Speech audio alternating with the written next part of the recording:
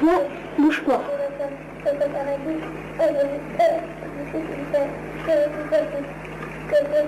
Je te donne une autre.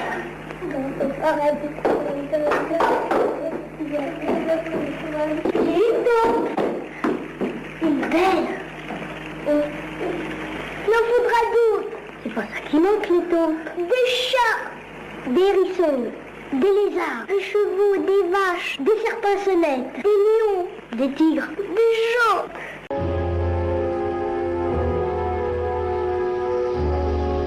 Mon amour, je t'attendrai toute ma vie. Je ne penserai qu'à toi. Reste, ne pars pas, je t'en supplie. Ne me Reste, regarde mon amour, ce n'est pas encore l'heure. Je m'éloigne de toi. Ne me regarde pas. J'ai bien réfléchi, tu sais. Et il se trouve que je t'aime. Quoi? Je t'aime. Et qu'est-ce que je peux bien répondre à ça? Dis-moi que tu m'aimes, toi aussi. Je vais plutôt te dire que je m'en vais. Alors, ça te laisse froid, tout ce que je te raconte? Tu m'excuseras, Harry, je sais que c'est le réveillon. Et je sais aussi que tu te sens seul, mais de là à ce que tu débarques, que tu me dises que tu m'aimes, emballer, c'est peser, il y a des kilomètres. Ça ne fonctionne pas comme ça.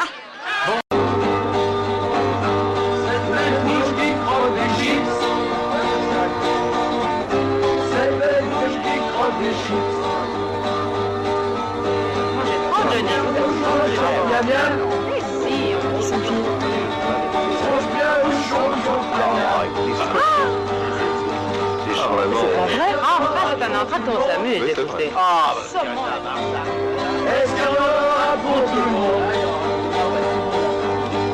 Ça va se terminer par des athémies, un 5e de hanche et des prises au sol, car je suis ceinture bleue.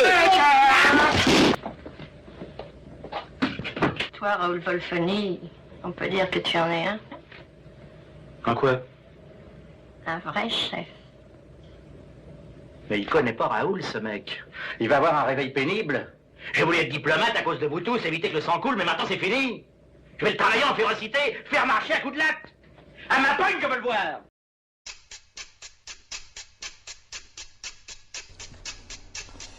Nous sommes très heureux de vous présenter la 2e édition de Cinéman. Nous vous proposons l'enregistrement de la rencontre Ciné-Passion qui s'est déroulée le 15 avril à la médiathèque de Saint-Gilles-Court. Pour ceux qui nous rejoindraient pour la première fois, rappelons que cette rencontre se déroule tous les mois. Elle permet à des passionnés de cinéma, mais pas seulement, de se retrouver pour échanger leur point de vue sur des films vus récemment dans la région du Léman, Pays de Gex compris. Cette fois, nous étions moins nombreux. Évidemment, les échanges furent moins vifs, mais pas moins passionnés. Passons maintenant au contenu de cette rencontre. Pour cette affiche, nous avons parlé de l'enquête, du film Birdman, un voyage en Chine, le dernier coup de marteau et pour terminer, Selma. Bon, nous allons pouvoir commencer.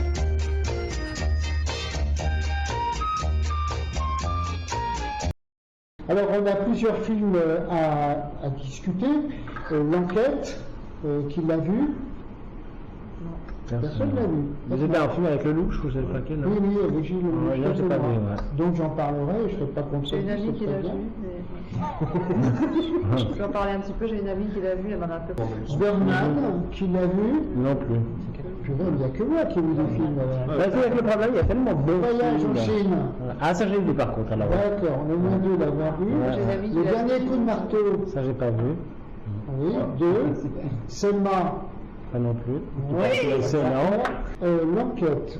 Alors, l'enquête, c'est un drame réalisé par Vincent Garanc.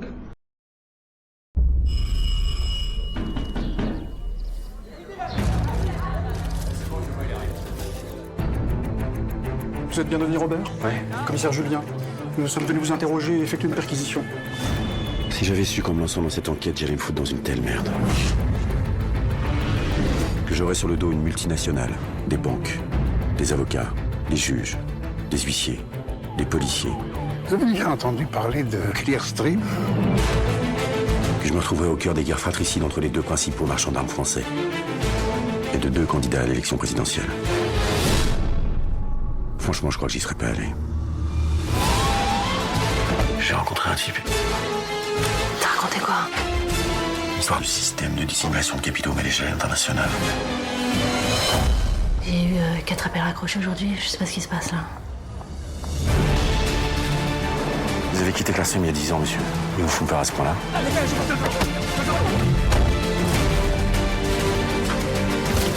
Je viens de Le Figaro. Qu'est-ce que c'est que cette histoire de corbeau, là? Vous voulez vous attaquer à trop gros. T'as fait tout ça pour rien, mon amour.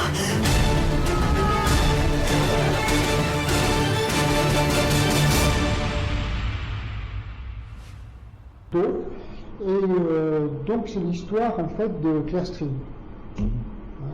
Mais assez, c'est une histoire assez compliquée, je dois vous dire, mais j'ai pas été perdu. Ah, quand même, parce que j'avais suivi un peu l'affaire Clearstream. Ah, quand même. Mais on en ressort sur le fond. Sur la forme, c'est très bien fait. Gilles Lelouch joue très bien. Il est meilleur, à mon avis, dans ce film-là que dans La French. C'est dire, parce que dans La French, il était bon. Mais là, il est très bon. Et il y a quelques répliques qui sont vraiment excellentes, dont une qui est celle de sa femme, mais qui se situe dans le cadre global du film. Parce que, comme un peu dans d'autres films à l'heure actuelle, je pense à Imitation Game, il me semble, il y a un problème entre ce que l'on fait, la passion que l'on fait, et sa vie de famille. Ouais, et là, il y a une réplique absolument extraordinaire de la femme qui dit « Mon pauvre chéri, tu as fait tout ça pour rien ». Ah, c'est Et ça, c'est déchirant, c'est terrible, et c'est tout le fond du film, parce que c'est un gars qui est journaliste, qui veut dénoncer les choses qui se passent, en particulier les commissions sur les frégates de Taïwan, et qui se termine tragiquement pour un Taïwanais, d'ailleurs, officier, et donc tout sous fond de politique. Et en fait, il y a le mélange de trois choses, de lutte entre deux grands industriels qui sont Matra à l'époque et Thomson CSF, Matra EADS, je crois qu'elle avait déjà le nom de EADS, donc entre Lagardère et Gomez. Hein, pour être clair. Et il y a même carrément dans le film, ils vont jusqu'à dire que Lagardère a été tué. Il n'est pas mort de façon naturelle. Ce qui m'a un peu surpris, à moitié, parce que moi je l'avais rencontré une ou deux fois, il me paraissait, juste avant de mourir, il me paraissait en très bonne santé. Jean-Luc Lagardère, il est mort d'un staphylocoque doré. Hein. Comment? Il est mort d'un staphylocoque doré après une opération. A priori, oui, mais a priori. Voilà. A priori. C'est bien ce qu'ils disent dans le film, tu vois, c'est un peu, voilà, après une opération. Il poussait à la réflexion, en fait. Oui, absolument. Et puis alors, tu sors de ce film un peu démonté, parce que tu te dis, mais putain, c'est quand même, on vit dans un monde vachement pourri, quoi. Ça, c'est pas nouveau, mais ça le confirme, là. Voilà. Donc, ça, cette rivalité entre ces deux grands industriels, tu as la récupération de l'argent pour l'argent, pour soi-même, mais aussi pour financer des campagnes électorales. Pour ne pas la nommer, c'était celle de Balladur à l'époque, qui était brisée, et dont le ministre à l'époque, je crois, était ministre des Finances, ministre de l'Intérieur, s'appelait quelqu'un qui allait devenir président peu après, s'appelait M. Sarkozy. Et deuxième point, sur le plan de rivalité politique, parce que justement, on va impliquer Sarkozy là-dedans, alors qu'a priori, il n'y était pas grand-chose, enfin, a priori, et on va détourner le travail du gars du renseignement qui s'appelait Général Rondeau, qui était mis en place pour faire la coordination du renseignement. Et en fait, plutôt que de faire la coordination du renseignement, dont on voit les effets du manque de coordination dans ce qui s'est passé dernièrement, d'ailleurs entre parenthèses, je le dis en passant, du coup a fait tout à fait autre chose, c'est-à-dire qu'il s'est occupé de monter un dossier contre Sarkozy, etc. Et voilà. Et donc du coup, ces trois conjonctions de complot fait que vous en sortez démonté. Hein. Moi, je suis resté au fond du siège. Pourtant, je savais l'affaire, je connais un peu le milieu, etc. Mais je ne croyais pas que c'était à ce point-là. Je ne croyais pas. Donc ce film-là, c'est un carnet volcanique. Ce film-là, moi, m'a beaucoup plu. C'est vraiment à voir. Je ne vous dirai pas que vous allez sortir, wow, super, les images, tout ça, ok. Mais c'est très bien joué, très bien monté. Et il y a un peu ce désespoir de ce gars qui existe toujours. Hein. C'est Denis Robert, je crois. Hein. Le journaliste s'appelle Denis Robert et qui donc, si tu veux, a passé un sale moment parce qu'il a fait en tant que journaliste, et puis en fait, il n'a pas arrêté d'avoir des bâtons dans les roues, y compris par Libération, etc. Y compris par ce journal. Y compris par ce journal. Ça commence comme ça, d'ailleurs. Et après, ils ont été condamnés, etc. Puis au bout d'un certain temps, on les a amnistiés, mais ils l'ont ruiné, etc. Voilà. Et j'ai vu dernièrement, il fait encore des choses. Ça, l'enquête, donc à voir. Birdman, qui l'a vu, tu m'as dit? How did we end up here? This place is horrible. Smells like balls. We had it all. You were a movie star, remember? Who was this guy? He used to be Birdman. I like that poster. You wrote this adaptation? I did, yeah. And you're directing and starring in your adaptation. That's ambitious. Are you afraid people will say you're doing this play to battle the impression that you're a washed-up comic strip character? Absolutely not. That's why 20 years ago I said no to Birdman 4. Birdman 4? You do Birdman 4? Now you're about to destroy what's left of your career. We should have done that reality show they offered us. Shut up. Grab up when you're gonna fucking choke you out. You know I'm right. You're so nice. Hey, what's up? Why don't you try to rest a little bit? Face it, Dad. You're doing this because you're scared to death, like the rest of us, that you don't matter. And you know what? You're right. You don't. Baby, can you understand me now? Sometimes I get a little mad. Don't you know no one alive can always be an angel? When things go wrong, they seem to go bad. Listen to me. You were the original man. Let's make a comeback. That's what I'm talking about. You're Birdman. You are a god. Hey! Is this for real or are you shooting a film? A film! You people are full of shit. Music. He's a Hollywood clown in a lycra bird suit. Yes, he is. But he's going out on that stage and risking everything. It's about being respected and validated. Remember, that's what you told me. That's how you got me into this shit. I got a chance to do something right. I gotta take it. Let's go back one more time and show them what we're capable of. There you go, you motherfucker.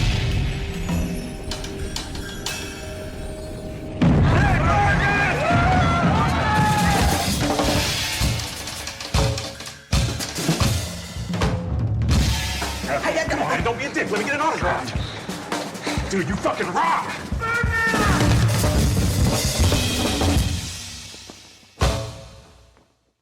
On n'a rien compris. On n'a pas compris ce qui se passe. Et toi, pareil. Puis j'ai parlé avec une amie cet après-midi qui l'a vu et elle a trouvé très onirique aussi. Elle a trouvé très. Oui, il y a des images comme ça, les gens qui font des choses, mais tu ne comprends pas le lien. Puis je sais pas. C'est un acteur qui a eu un grand succès comme homme oiseau ou Birdman, quoi. Mais dans la science-fiction, un peu dans le fantastique. Dans la série B. Ouais, série B fantastique. Et puis là, il essaie de revenir sur scène en montant une pièce de théâtre ou un truc un peu plus.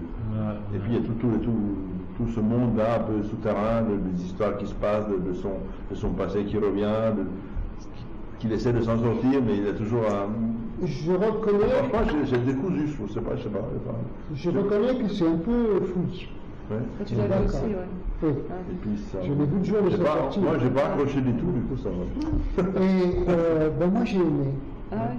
J'ai aimé parce que, effectivement, il y a des choses il faut s'accrocher un tout petit peu, mais j'ai trouvé que l'engagement qu'il avait pour cette pièce de théâtre mais vraiment fort, pour essayer d'exister autrement que par la reconnaissance du souvenir de ce qu'il avait fait avant, à tel point que tu as une voix derrière, qui est la voix de la bonne conscience, je veux dire la bonne conscience économique. Et pourquoi tu fais ce truc-là? Si on fait le 3e épisode de Birdman, on ramène un fric monstre, etc. Qu'est-ce que tu vas faire avec ce truc-là? Mais lui, il veut exister comme comédien, comme vrai comédien, sur une pièce, etc. Et ça marche. Vous n'avez pas quand même apprécié la petite critique des critiques, justement? Cette femme-là qui est là, qui démolit, qui a prévu de le démolir. Je ne dis pas tout, parce que si tu ne l'as pas vu, tu le vois, mais elle a prévu de le démolir. D'ailleurs, c'est ce que je disais la dernière fois, je pense que s'il a été aussi l'Oscar, c'est parce qu'il y a une critique des critiques. Ah oui, il y a un environnement. Et en plus, c'est une critique de l'Est, d'une journaliste de l'Est, tu sais, plus intellectuelle que Los Angeles, Hollywood, plus bling-bling, alors que l'autre côté, c'est plus théâtre, etc. Et donc, c'est une très très bonne critique, mais ça finit bien quand même. Oui, bien sûr. Sauf l'image de la fin, vous n'avez pas aimé? Il dormait. C'est vrai, à ce moment-là. J'ai vraiment pas accroché, donc je pense que la fatigue aidant, je les ai eu. Café carpette. Voilà, c'est ça, ouais. Il faudrait qu'on revoie pour le L'homme oiseau, c'est pas envolé. Non, pas du tout. Il a fait l'atterrissage. Je vous conseille de voir une trace encore. Tu vas le passer, Benjamin? Je vais passer cette semaine, mais... Allez le voir quand même. Voilà. Le dernier coup de marteau. Je viens voir mon père. Comment tu t'appelles? Victor. Ma mère, c'est Nadia. Tu as quel âge? 13 ans. Enfin, 14 bientôt. Je n'ai pas d'enfant. Il a dit quoi, le médecin? Il arrête le traitement pour voir comment je me débrouille. Il arrête tout. On va le voir, le chef? Il y en a qui acceptent qu'on assiste aux répétitions, mais lui, il veut voir personne. Il n'attend pas 10 ans pour dire à quelqu'un qu'il a un enfant. Maintenant qu'il est là, t'attends quoi? Qu'il reparte à l'étranger? Plus doux. On peut demander à ce gamin ce qu'il fait, là? On va aller où? Chez mes parents. À Chalon? Pourquoi vous êtes revenu? Pour me voir?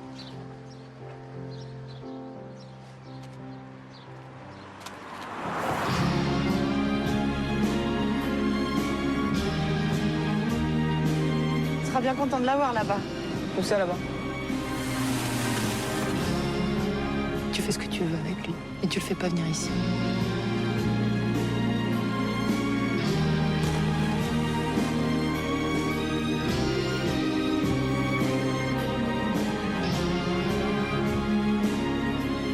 Pour ressentir des choses avec la musique, t'as pas forcément besoin de t'y connaître. Tu fermes les yeux, puis tu commences à voir. Je sais pas, de l'eau, une forêt, des enfants qui passent. Ça te rend triste, gai, ça te donne envie de bouger les montagnes.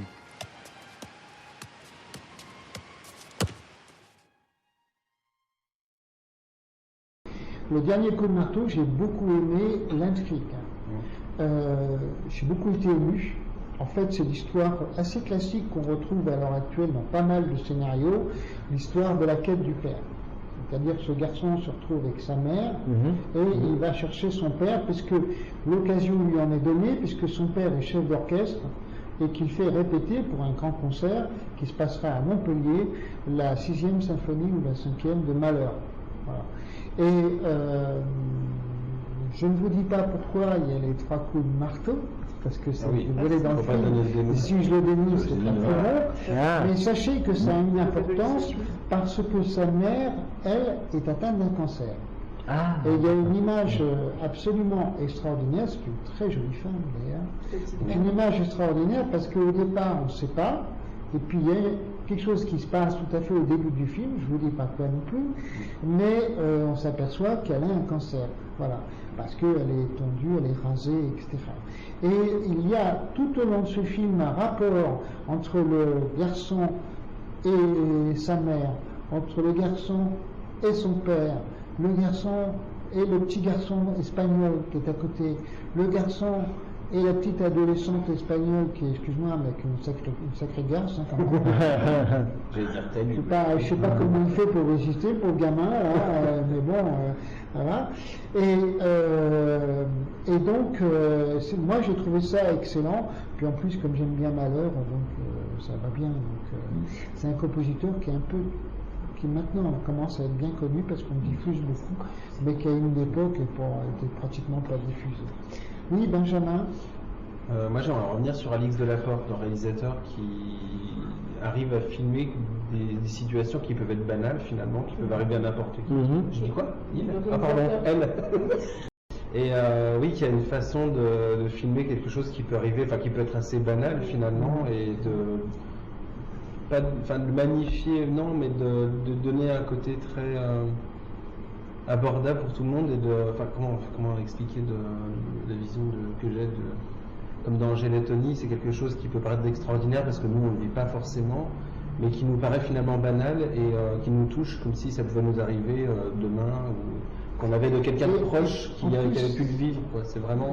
C'est pas anodin avec la symphonie. Parce oui, une histoire banale, on fait une symphonie. Là, on voit qu'on rentre dans le côté cinéma. On voit qu'on une histoire banale, on fait une symphonie. Bien sûr. Parce que Mahler, c'est assez simple comme musique, mais n'empêche, vous savez que Mahler, c'est un homme qu'on considère comme compositeur, comme un truc qui fait de l'humour. Sa première symphonie, oui. La première symphonie, il reprend Frère Jacques. La première symphonie de Mahler, c'est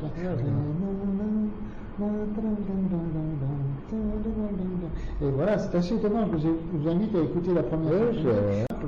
Et assez, on pourrait même dire banal. Oui. Enfin, quand même, en même temps, retrouver son père 15 ans après, c'est pas très banal quand même. 13 ans non, mais après. Ça arrive quand même. Je veux dire, c'est pas quelque chose d'extraordinaire. C'est pour ça que je trouve que c'est la façon dont c'est filmé, ça paraît presque comme un quotidien dans le monde entier, que ça arrive tous les jours. Alors que l'histoire elle-même, elle est exceptionnelle, donc forcément, il y a un côté qui est pas, ça nous paraît pas comme de la poudre aux yeux. On est vraiment dans du cinéma indépendant français. On est vraiment.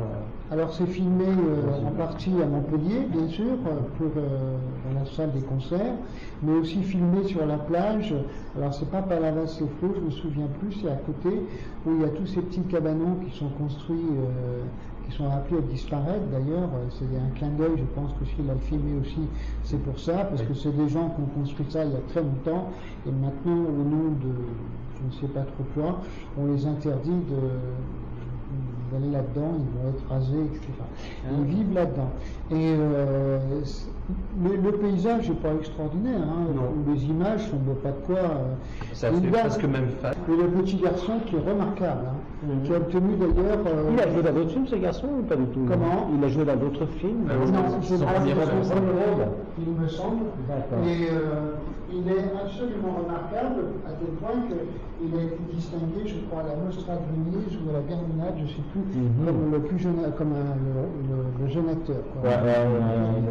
Il est absolument extraordinaire. Moi, j'aime beaucoup l'acteur principal, Grégory Gadebois. Il est formidable. C'est un acteur formidable, mais dans tous les films qu'il fait, j'ai pas encore vu Angèle et Tony, mais un soir, j'ai regardé Canal+, et il y avait un film qui s'appelait Mon âme par toi guérie. Et il est magnifique dedans. Oh là, mais cet acteur, c'est un grand comédien, je crois. Le chef d'orchestre. D'accord. Il était sociétaire de la Comédie Française un temps aussi, et vraiment. Troisième film, Voyage en Chine. Ça a l'air compliqué de rapatrier le corps de mon fils, parce que je ne connais même pas les circonstances de l'accident. Je suis désolée. Madame?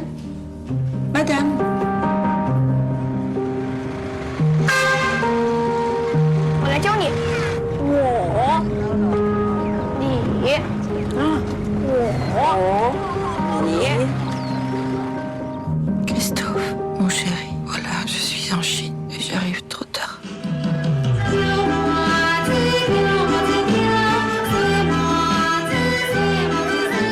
Aujourd'hui, j'ai rencontré des amis qui faisaient une petite fête en ton honneur. Et puis, j'ai rencontré Danzier. Elle est très belle.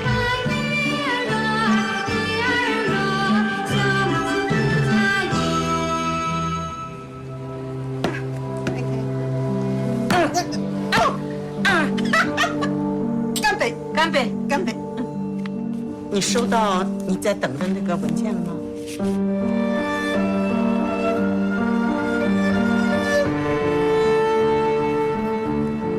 好吗？好。好。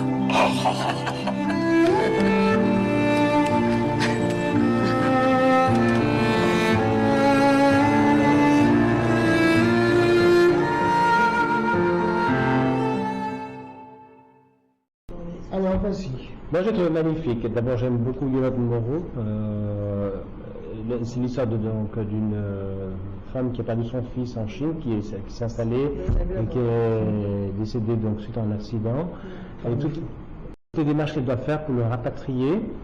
Et puis bon, elle avait une vie de couple un peu bancale aussi, donc automatiquement, c'était aussi l'occasion pour elle de voir autre chose, de faire des démarches.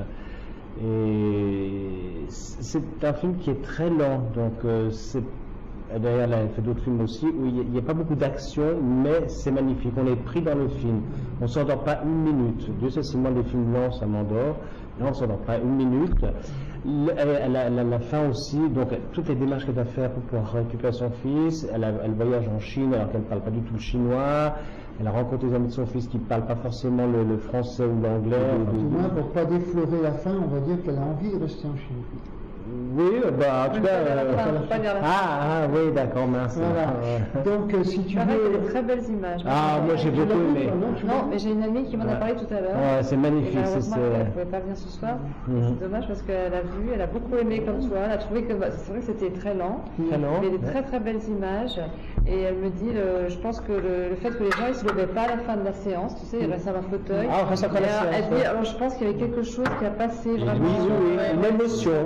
Ils n'avaient pas envie d'en réfléchir. Non, c'est-à-dire c'est un des films où les gens ne bougent pas pendant quelques minutes. Moi, dès qu'un film est fini, je pars selon ce que je veux voir. C'est le numéro, quoi, avec beaucoup de subtilité. Le seul point que je dirais négatif, c'est le son. Parce que Yolande Moreau a une voix très très douce. Très douce, il faut vraiment se concentrer. Et alors là, l'ingénieur du son a dû se tirer les plombs. Parce que de l'autre côté, il y avait les Chinois qui parlaient fort, elle qui parlait doucement. Donc si tu veux, le gars, il a dû se tirer des plombs pour faire ce film. Il s'en sort pas mal, mais il y a des moments où on tend l'oreille. Parce qu'elle est là, elle est presque comme à la voix de confidence. Tout à fait. Tout à fait dans son rôle. Et alors, bon, pour moi, enfin ceux qui sont un peu durs de la feuille, ils auraient dû écrire des malentendant. C'était au Scala, il le proposait. Donc, si tu veux, non, c'était un très très beau film. Puis alors, on a une connaissance. Puis les paysages sont magnifiques. Magnifiques. Moi qui ne suis pas intéressé par la Chine, je trouve qu'il y avait vraiment de très beaux paysages. Et tu n'as pas aimé la scène de l'arbre, voilà. On retrouve l'endroit où son fils. Oui, tout à fait. Oui, extraordinaire. Tout à fait. Extraordinaire. Elle fait formidablement bien. Je n'oublie pas toute la scène parce que surprise, vous verrez qu'il y a une scène. C'est unique, Elle a une scène, un jeu là, extraordinaire, tout en lenteur aussi. Elle rentre, de toute façon, c'est pas une. Quoique, parfois, elle ennuie pas mal, mais là, elle est rentrée carrément dans le jeu des Chinois, etc. Vraiment un très très recommandé. Ah oui, vraiment, plus que Gunman. Ah oui, plus que l'enquête. Selma. Mr. President, Dr. King is here. In the South, there have been thousands of racially motivated murders. You've got one big issue, I got 101. We will not wait any longer. Those that have gone before us say no more. We will not tolerate a disturbance in this state. We must make a massive demonstration. There are 70 million people watching. You've seen people travel to attend tomorrow's march, mostly white. Revolution goes on and on. Mine eyes have seen the glory. Glory, glory, hallelujah. What happens when a man stands up, says enough is enough?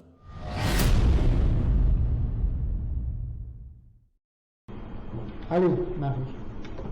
Oula, il y a des notes. Moi, je peux juste dire, quand tu cherches tes notes, elle m'a envoyé un message, Marie-André, parce que Sur ses mains. Ouais, et elle a dit que c'était quoi, hollywoodien.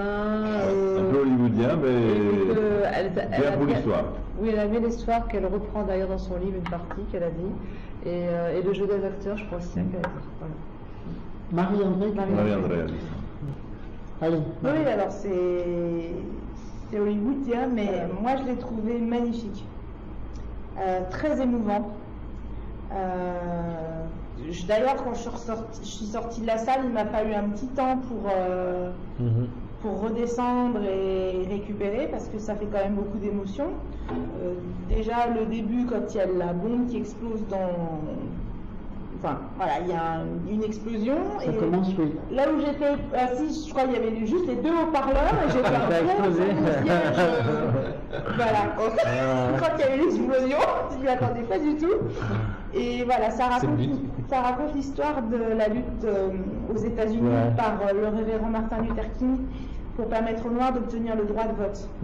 Donc en fait, le film commence en 1964, juste au moment où il obtient le prix Nobel de la paix à Oslo, et en fait le point culminant de la lutte se déroule en Alabama, donc un ancien état du sud ségrégationniste et raciste en Alabama. Et comme les Noirs sont humiliés quand ils veulent aller s'inscrire au bureau de vote, on voit une protagoniste qui veut aller s'inscrire. Le gars lui demande le nom des 67 juges qui siègent à la cour en Alabama. Et vraiment des questions, mais... Ils ont le droit de lui poser en plus, c'est ça. Donc en fait, quand tu veux aller t'inscrire, à l'époque, quand tu voulais aller t'inscrire, il fallait que quelqu'un soit déjà inscrit sur les listes et te parraine. Mais plusieurs en plus, mais pas qu'un seul, il fallait avoir au minimum 3 parrainages. Donc va déjà essayer de trouver quelqu'un qui veut bien. 3 blancs, parce que c'est pas noir qui accepte de te parrainer pour aller t'inscrire. En fait, ça pouvait être des noirs, mais il n'y avait personne qui était inscrit. Et d'ailleurs, c'est tout le but du combat, c'est d'être admis à voter comme américain. Sans être contrecarré par des administrateurs. Vas-y Marie, tu avais encore autre chose à dire. Donc bon, il faut suivre parce qu'il y a pas mal de flashbacks dans l'histoire, donc on revient en arrière, donc il faut faire attention. Et puis il y a plusieurs histoires en fait, il y a plein de petites histoires au milieu de la grande histoire. Et c'est vrai que c'est le biopic hollywoodien sur Martin Luther King. Enfin, n'empêche que l'acteur qui joue Martin Luther King est formidable. Moi, je ne comprends pas que le film ait eu qu'un seul Oscar, en l'occurrence celui de la meilleure chanson. J'ai pas compris pourquoi il n'a pas eu plus de prix. Bon, ça a été produit par Oprah Winfrey, d'ailleurs ça se voit dans le film, elle a un rôle, donc quand elle est là tu te dis ouais bon d'accord, elle est pas très loin, mais et puis cette lutte en allant marcher, en décidant de partir marcher jusqu'à la capitale de l'État, Montgomery, en étant encadré par la garde républicaine à la fin, parce que il y a tout aussi des tractations politiques au plus haut niveau de l'État, parce que comme les États-Unis sont faits, il y a le pouvoir fédéral, mais ensuite c'est les gouverneurs dans leur État qui décident de comment ça se passe. Et on s'aperçoit que le président ne peut pas trop faire pression sur les gouverneurs en leur disant maintenant vous êtes gentils mais vous appliquez la loi quoi. Donc après il faut que ce soit, il trouve une porte de sortie pour la faire appliquer au niveau fédéral, pour que là les gouverneurs soient obligés de faire appliquer la loi. Et ça reste toujours valable actuellement ou ça reste toujours valable, ça a été voté en 65, mais on voit quand même que le président Johnson, puisque c'était lui qui était en poste, sur le recul quand on le voit on se dit ça en fait ça aurait dû être Kennedy qui aurait dû signer cette loi. S'il n'avait pas été assassiné à Dallas en 63, c'est Kennedy qui aurait voté fait signer cette loi. Voilà. Et on parle de l'assassinat qu'il a vu, qu'il devait partir ou il parle qu'il était distant à ce moment-là. Il n'aurait peut-être pu mourir avec lui en fait, parce qu'il était peu de temps avant, il était avec lui, Martin Luther King.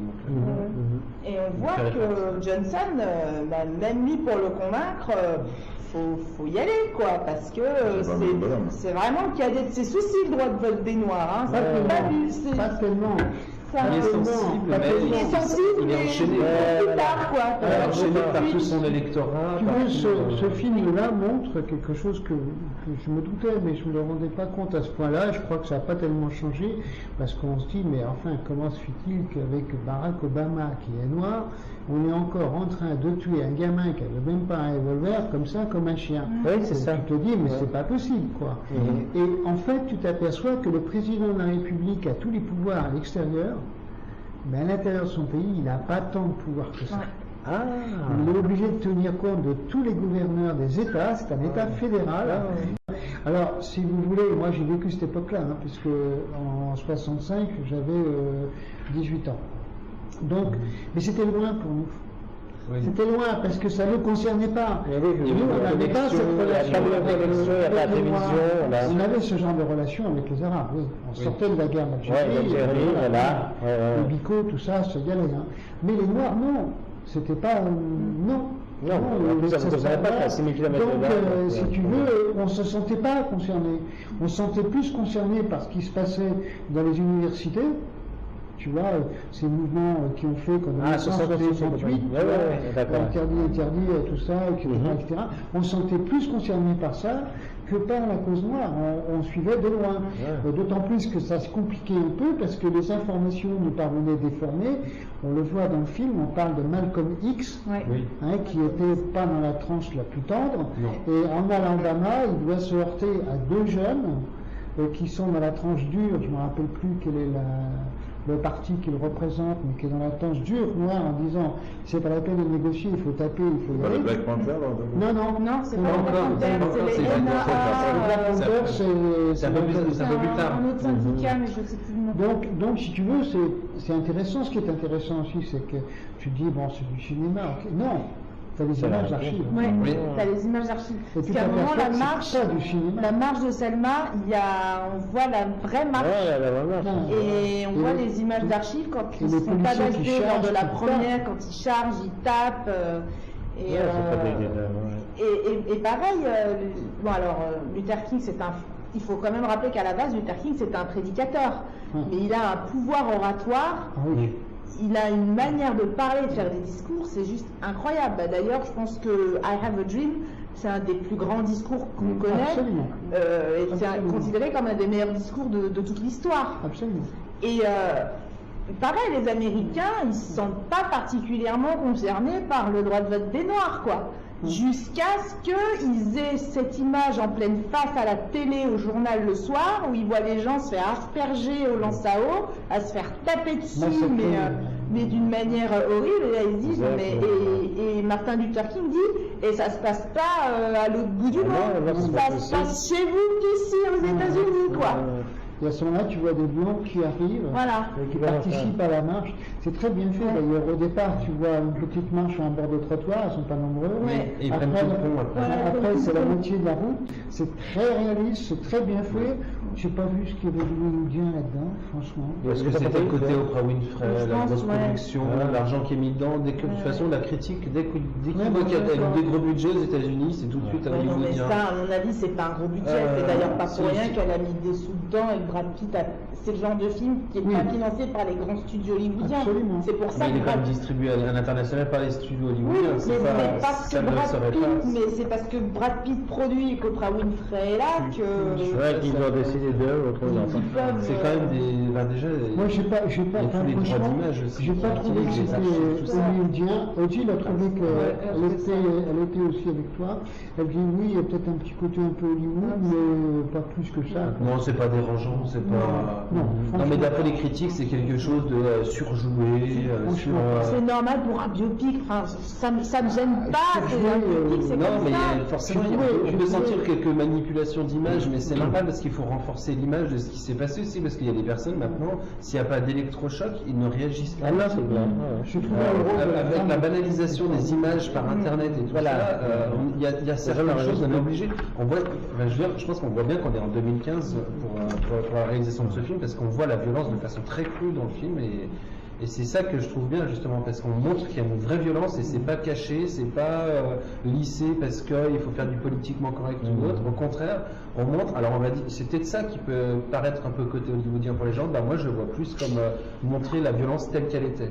Et qu'on puisse vraiment la ressentir, parce que franchement, quand je vois les Noirs se faire tabasser quand ils sont assez mal, et ben j'avais l'impression de me prendre des coups. Comme si dans la tête on me tapait avec un Moi j'étais mal aussi, quoi. Et quand on voit même le jeune, c'est un prêtre aussi qui vient, qui est blanc, qui vient à la marche, qui s'est fait tuer par des gars, des blancs qui sont contre le fait qu'un blanc vienne marcher avec des Noirs. Bon, ça, je pense qu'on peut l'évoquer sans que ça gêne la vision du film, mais ça c'est hyper violent. Alors qu'on ne le voit pas se faire tuer, le gars. On le voit qu'il se prend des coups, c'est hyper violent, et après on nous dit il est mort, et là c'est boum, encore un coup de poing, quoi. C'est vraiment je pense que la deuxième partie du film, c'est la partie la plus violente d'un point de vue visuel et compréhension du et la manière dont il vient lui annoncer à Martin Luther King, son collègue, la manière dont quand il vient lui annoncer la mort du prêtre, on a l'impression qu'il va s'écrouler à terre. Il est blanc, il dit c'est un blanc, et alors là, il comprend plus. Il est sur les fesses. Des blancs qui tuent des blancs, on n'y arrivera jamais. Je pense que là, il s'est dit, on n'y arrivera pas. Il y a un moment où il doit avoir un doute. Cette partie du doute, moi je l'ai beaucoup aimé, en particulier quand il prend en voiture le jeune radicalisme qui se rallie à lui. Oui, il change un peu de chaîne aussi. On sent qu'il va laisser tomber, parce qu'il sent bien que c'est pas possible. Et donc l'autre lui raconte une histoire que je ne vous raconterai pas, mais il raconte une histoire qui te prend là. Et tu dis, mais comment se fait-il qu'il peut y avoir une haine pareille, y compris la petite fille Tu dis, mais comment se fait-il, une petite fille blanche qui attaque un noir, et on se dit, mais comment il peut y avoir une haine pareille? Tu comprends pas. Et quand tu regardes les images d'archives, tu as les blancs qui sont sur le côté, les qui crachent, qui font le truc. Donc c'est pas du cinéma, c'est pas du c'est la réalité. C'est la réalité. Et là tu dis, mais attends, tu dis, bon, on pourrait dire, oui, ils ont forcé, etc. Mais ce film-là, donc, je trouve, pour conclure seulement, allez le voir, parce que ça peut... Il passe encore ce film aussi. Vas-y, Marie. Moi, il y a encore un aspect qui m'a beaucoup intéressé dans le film, c'est un peu l'envers, enfin, c'est pas l'envers du décor, mais voilà, on connaît tous la vie de Martin Luther King, mais c'était aussi un homme avec ses doutes, et souvent, on parle pas des gens qui sont à côté de lui, et notamment sa femme Coretta et leurs enfants, parce qu'ils avaient 4 enfants, et les menaces qu'ils recevaient au quotidien, le téléphone le soir qui sonne en disant je vais tuer tes enfants, je vais te tuer toi. Et puis avec des détails, genre je vais les égorger, avec des détails, et le courage et la force morale qu'il faut pour supporter tout ça, supporter ce stress. Sachant que tu n'es pas acteur actif de la lutte. Voilà, toi tu n'as pas forcément choisi d'être dans la lutte, mais tu le subis quand même. D'ailleurs, à un moment, on sent bien qu'elle en a marre, quoi, parce qu'elle veut une maison, elle veut se poser, ils sont en location. Elle veut se sentir en sécurité. Elle veut se sentir en sécurité, quoi. Et en plus, on voit le directeur du FBI, Hoover.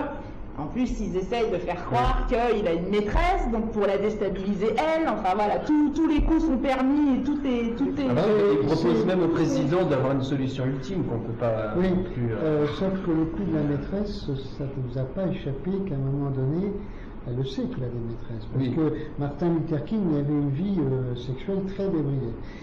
Ça, c'est la démarche. C'est-à-dire pour le discréditer. Parce que les gens qui le soutenaient, c'était, comme ils disent, c'est ces intellos de l'Est, etc. etc. On revient à Bergman avec la critique, etc. Donc il fallait montrer que c'était un mec qui avait la vie du salut pour que les bons protestants de trucs disent c'est un peu rigide, un peu machin, un peu cul pincé. Ils disent bah oui, finalement c'est un voyou, quoi, ce gars, quoi, voilà. Mais ça n'a pas marché.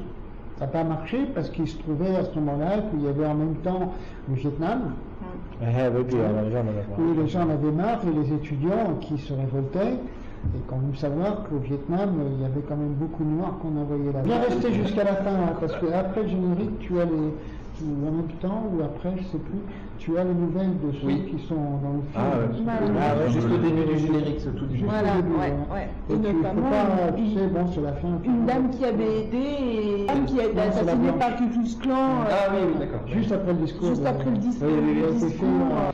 Bien, donc à voir. Alors dans les films qui sortent, là il y en a plusieurs, on va les regarder. Une belle fin, c'est un film d'Uberto Pasolini. C'est de la famille de Pasolini? Oui, tout à fait. Je crois que c'est le petit-fils ou le cousin, je ne sais plus ce qu'il est. Moi j'avais lu le... Moi j'ai... je sais pas pas dit quoi. Mais génial l'histoire. On se dit c'est un peu triste et puis non, c'est pas du tout triste. Tu l'as vu, non? Ah moi j'ai été, mais c'était Still Life, voilà. Et j'ai trouvé ça... c'est Still Life? Oui, c'est ça. Ça fait un bout de temps qu'il est sorti. Oui, mais ça fait un bout de temps qu'il est sorti. Il est magnifique. C'est ça qui s'est moi, Alors, je vous dis le scénario. Modeste fonctionnaire dans une banlieue de Londres, John May a pour mission de retrouver les proches de ceux décédés sans famille connue. Malgré sa bonne volonté, il se retrouve toujours tout seul à leurs obsèques, à devoir rédiger leur éloge funèbre. Lorsque le patron s'apprête à le licencier, John décide de redoubler d'efforts sur un cas qui va changer son existence et prouver qu'il n'a pas totalement dit son dernier mot. Mais c'est vrai.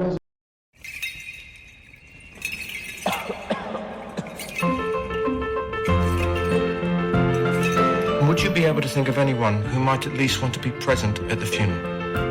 No. And you would... That's you again, Mr. May. Afraid so. Mr. May, could I see you in my office, please? 2 months I've been here, I've been able to observe you at work. Here's Mr. Sandberg. There's no doubt you're very thorough. You're also very slow. So we're letting you go. You're letting me go? What about this morning's case? So that'll be your last one. Mr. May, what news from the land of the living? The last case, William Stoke. I'm looking for people who might have known a man called William Stoke. Billy Stoke, you mean Big Billy? You won't find any friends of his around here. There will be a funeral in London. Would you consider coming? Dunno. For the living, could be better not to know. No funeral, no sadness, no tears. What do you think? I can't say I've ever thought of it that way, Mr. Pratchett.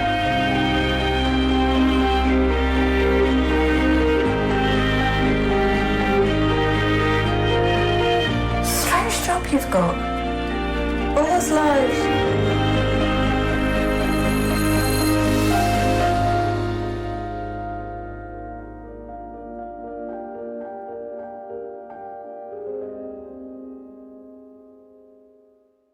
En équilibre, c'est un film de Denis Dercourt, je ne sais pas qui c'est. Si, c'est celui qui a réalisé Incendie.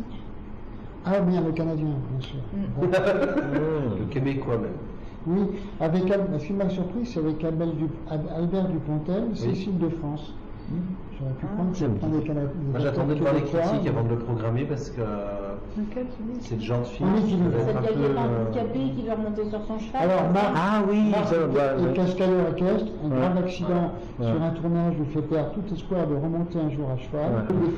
C'est chargé par sa compagnie de film de Wiesender de s'occuper du dossier de cet homme brisé. Cette brève rencontre va bouleverser leur équilibre, c'est le moment de le dire. Et c'est l'adaptation du livre sur les 4 jambes de Bernard Salle. Monsieur Guermont, vous avez refusé notre proposition. 250 000 €. C'est une grosse somme. Vous me demandez d'accepter sans réfléchir. Écoutez, j'ai perdu mes jambes, mais pas ma tête. Alors vous direz à votre compagnie d'arrêter de me prendre pour un con. Vous êtes en fauteuil. Vous ne remonterez jamais à cheval. C'est moi et moi seul qui décide si un jour je vais remonter à cheval. Ça va, vous êtes bien amusé? Vous y connaissez un petit peu en chevaux? Non, pas du tout. Vous n'avez pas peur, moi? Non, non. Très bien. Arrêtez! Faut vous décontracter, sinon c'est la catastrophe. Vous jouez du piano? Mais en fait, j'aurais dû être professionnelle. De toute façon, il y a eu un concours que j'ai pas réussi et ça m'a fait comprendre que j'étais pas faite pour ça. Joyeux anniversaire! avez arrêté la musique parce que vous avez raté un concours. Non, on fait pas forcément ce qu'on veut dans la vie. Hein. Si. Vous saviez qu'ils allaient essayer de prendre mon cheval? Je suis désolée, j'ai rien pu faire. Et vous, Florence, paraît que vous êtes dans les assurances? Mais pas du tout, elle n'est pas les assurances. Elle est pianiste.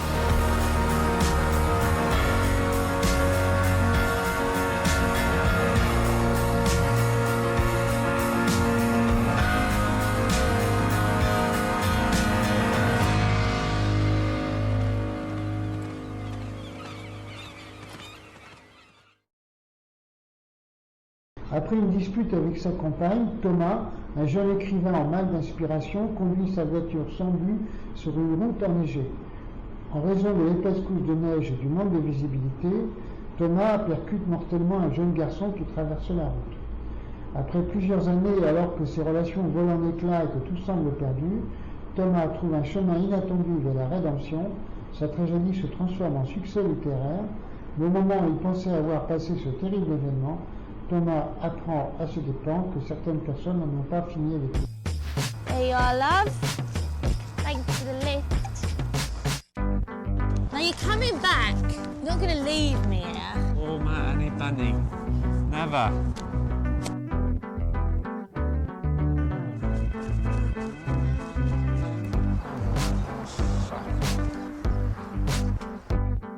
Why'd you even bring me here?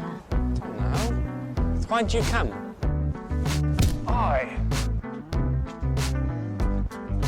Can you read? Of course I read. What the fuck kind of question's that? I can't be sure of nothing. This is Portland, Maine. Portland, Oregon. It's on the West Coast. Yeah, great, right, thanks. Collect call to the main Portland, please. Said I was sorry. I won't do it again. Yeah, that's just it. Because I'm done. Leaving. Find your own way home.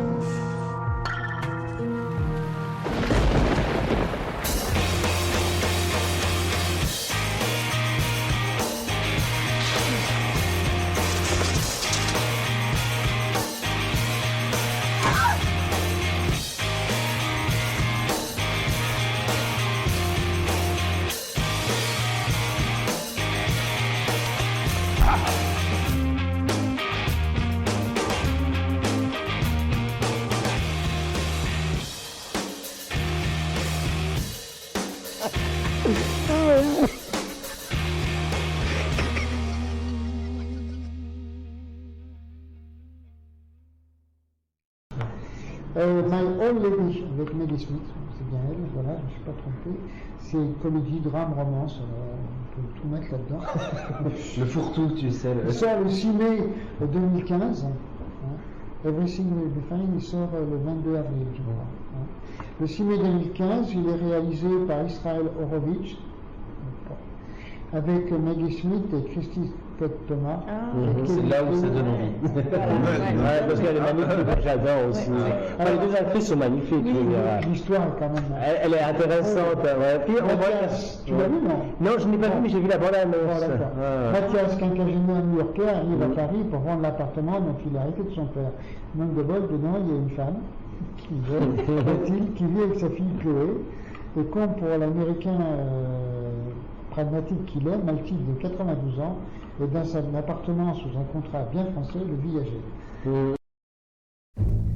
My name is Matthias Gold. I was born with a silver knife in my back. Hello? Oh, God! No, just say frappe. I think it would be better if you spoke in English. I inherited this apartment from my father. This apartment is a villager. The buyer must pay a fee until the seller dies. Until you die? Until I die. French woman can live a long time. Yes, it's the red wine, isn't it? Take a walk by the Seine and please don't jump in. Probably fail to drown yourself and just end up with a dreadful cold. Do you have anything for a headache? I used the last cent that I had to get here. How did you get to be 57 and have so little to show for it? Please, don't be subtle with me. I'm 90. Subtlety is not something that interests me. Oh! Chloe is my my daughter? She lives here. What are you doing here? Has your daughter ever been married? Do you find my daughter interesting? Vous êtes un imbécile. I don't speak French, but I get the gist of imbécile. Vous parlez de me? I'm looking to sell. There's only one problem. See that old lady? This is not good. She's 90. Not so bad. Did I see nothing catastrophic in the two of you comforting each other? I have spent my whole life at your side. I have never left you. I never asked for that. I don't have a friend in the world. Except for this apartment, I have nothing. You have life left. There is no greater wealth. You're so beautiful. I'm not beautiful. I'm nearly old. Perfect flower is nearly old.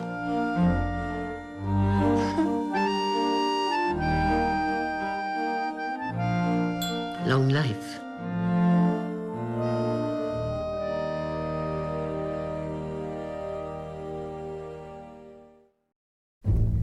My name is Matthias Gold. I was born with a silver knife in my back. Hello? Oh, God! No, just say frappe. I think it would be better if you spoke in English. I inherited this apartment from my father. This apartment is a viager. The buyer must pay a fee until the seller dies. Until you die? Until I die. French woman can live a long time. Yes, it's the red wine, isn't it? Take a walk by the Seine and please don't jump in. Probably fail to drown yourself and just end up with a dreadful cold. Do you have anything for a headache? I used the last cent that I had to get here. How did you get to be 57 and have so little to show for it? Please, don't be subtle with me. I'm 90. Subtlety is not something that interests me. Whoa! Chloe is my daughter. She lives here. What are you doing here? Has your daughter ever been married? Do you find my daughter interesting? Vous êtes un imbécile. I don't speak French, but I get the gist of imbécile. Vous parlez de me? I'm looking to sell. There's only one problem. See that old lady? This is not good. She's 90. Not so bad. Did I see nothing catastrophic in the two of you comforting each other? I have spent my whole life at your side. I have never left you. I never asked for that. I don't have a friend in the world. Taxi Téhéran, alors comédie dramatique réalisée par Jafar Panahi, avec Jafar Panahi, et évidemment la nationalité, vous avez deviné, c'est iranien. Installé au volant de son taxi, Jafar Panahi sillonne les rues animées de Téhéran, au gré des passagers qui se succèdent et se confient à lui. Le réalisateur dresse le portrait de la société iranienne entre rire et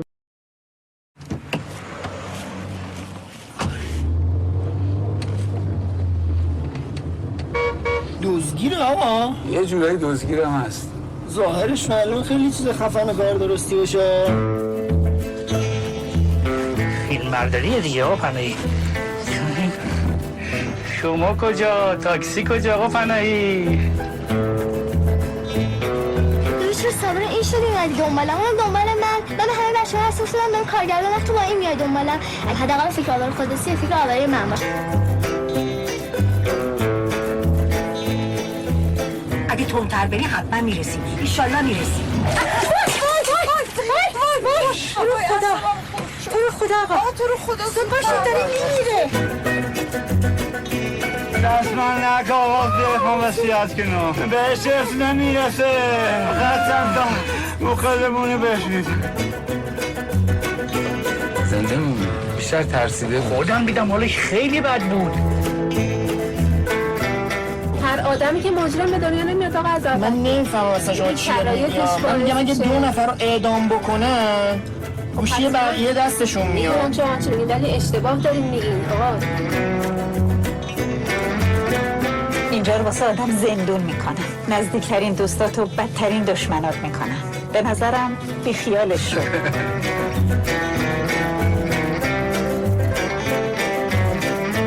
مرسی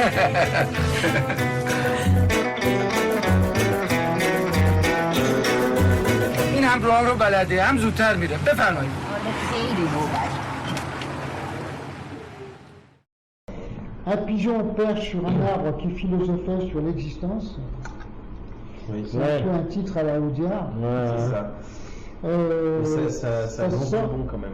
Le 29 avril 2015, c'est réalisé par Roy Anderson, donc c'est pas si mauvais que ça, et suédois, donc norvégien. Alors Sam et Jonathan, deux marchands ambulants de farce et attrape, nous entraînent dans une promenade kaléidoscopique à travers les destinées humaines.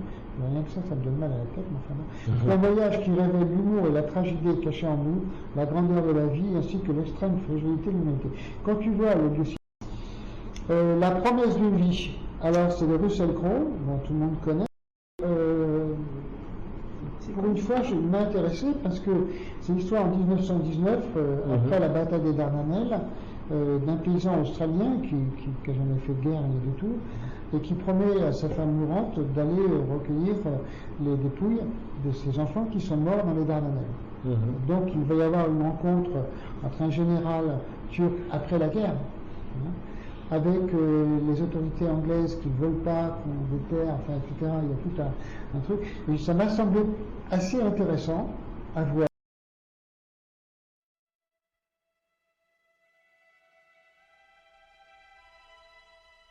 Le prince Hussein demanda à l'homme pourquoi le tapis qu'il voulait vendre était si cher. On se regroupe. C'est quoi le mot magique? Celui qui fait voler le tapis? Tango. C'est ça, tango. Mon prince, celui qui s'assied sur ce tapis peut être transporté dans les airs en un instant. Allez les garçons, on va sortir de là ensemble.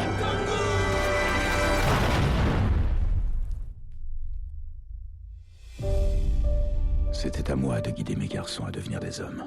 Et j'ai échoué. Alors tu sais trouver de l'eau, mais tu es incapable de retrouver tes propres enfants. 3 fils, tués. C'était un véritable calvaire pour Lisa. Je les trouverai, mon amour. Je les trouverai, je te les ramènerai. Votre guide de voyage n'est plus à jour. Je ne suis pas venu faire du tourisme. Je suis en route pour Gallipoli. Il n'y a plus que des fantômes là-bas. On a dû vous avertir, c'est une zone interdite. Et c'est dangereux. Navré, vous ne pouvez pas rester. On peut peut-être l'aider. Il a très peu de chances de retrouver ses garçons. C'est le seul père qui est venu chercher. C'est qui le Turc? Hassan l'assassin. Il a décimé la moitié de mon bataillon. Nous avons trouvé vos fils. Edward et Henry. Comment pouviez-vous savoir qu'ils étaient là? Arthur. Je veille sur mes frères et je me tiens à carreau. Si c'est votre fils, il a été fait prisonnier. Il n'est pas mort ici.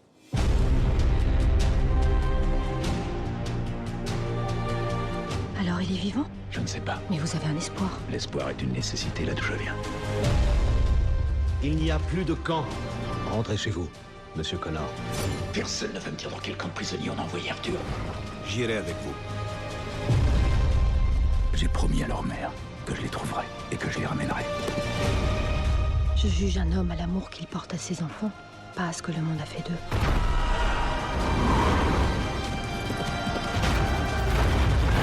Si vous retrouvez votre fils, que lui direz-vous?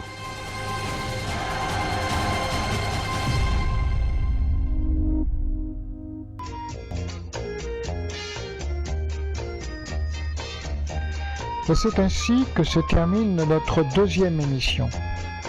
Il ne me reste plus qu'à vous donner rendez-vous d'abord pour la prochaine rencontre Ciné-Passion le mercredi 6 mai à la médiathèque de Saint-Genis et surtout pour la 10e édition du Festival des 5 continents du 20 au 31 mai 2015.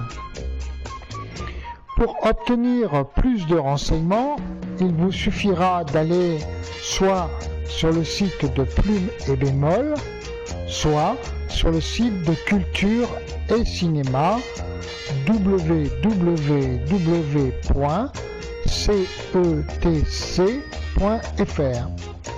À bientôt, Ciné Candide.